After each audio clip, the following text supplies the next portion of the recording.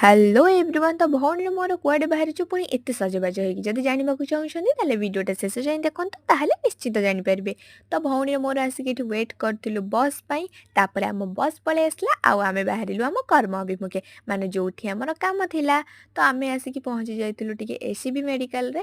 Actually କିଛି କାମ ଥିଲା ଯେହେତୁ ତ ଆସିକି ଫାଷ୍ଟ ଆମେ ଟିକେଟ୍ କରିକି ଏଠି ୱେଟ୍ କରିଥିଲୁ କେତେବେଳେ ଡକ୍ଟର ଡାକିବେ ଆଉ ଆମ ପାଳି ଆସିବ ତ ଆମେ ଯିବୁ। ତ ଏଠି ୱେଟ୍ କରିସାରିବା ପରେ ଫାଇନାଲି ଆମର କାମ ସରିଯାଇଥିଲା। ତାପରେ ଆମେ ପଳେଇ ଆସିଥିଲୁ ଆଉ ବର୍ଷା ଏଠି ପକଉଛି ପୁଣି ଛାଡ଼ି ଯାଉଛି ତ ଆମେ ଛତା ଖୋଲିଥିଲୁ ତାପରେ ବନ୍ଦ କରିଦେଲୁ। ଆଉ ଆପଣମାନେ ଜାଣିଥିବେ ମୋ ଭଳିଆ ଭୋକଟା ଆସିକି କେବେ ଖାଲି ପେଟରେ ଯିବନି। ତ ମୁଁ ଏଠି ଲଙ୍କା ଚପ୍ ଦେଖିକି ଫାଷ୍ଟ ଖାଇବାକୁ ବସି ପଡ଼ିଥିଲି। ଆକ୍ଚୁଆଲି ଲଙ୍କା ଚପ୍ଟା ମୋତେ ବହୁତ ଭଲ ଲାଗେ, ବହୁତ ଦିନ ହେବ ଖାଇବି ନଥିଲି। ତ ଖାଇକି ଆସିବା ପରେ ଏଠି ପୁଣି ବସ୍ ପାଇଁ ୱେଟ୍ କରିଥିଲି। ବିଶ୍ୱାସ କରିବେନି ଅଧଘଣ୍ଟା ହେଇଯିବ ଏଠି ବସ୍ ପାଇଁ ୱେଟ୍ କରିଛି ବଟ୍ ବସ୍ର ଦେଖା ସାକ୍ଷାତ ନାହିଁ। ଏପଟେ ମୋ ଭଉଣୀକି ଦେଖନ୍ତୁ ସେ ତ ଫୋନ୍ରେ ବ୍ୟସ୍ତ ଆଉ ତାକୁ କ'ଣ ଫରକ ପଡ଼ୁଛି। ମୁଁ ଅଧଘଣ୍ଟା ଠିଆ ହେଇ ହେଇ ଆଉ ଠିଆ ହେଇପାରିଲିନି ତାପରେ ଆସିକି ଗୋଟେ ଜାଗାରେ ବସି ପଡ଼ିଲି। ଏଠି କିନ୍ତୁ ବର୍ଷା ଏତେ ଜୋର ଉଠେଇକି ଆସିଲାଣି ଆଉ ଯଦି ବସ୍ ନ ଆସିଲା ଆମେ ପୁରା ନାମ ନେଇଯିବୁ।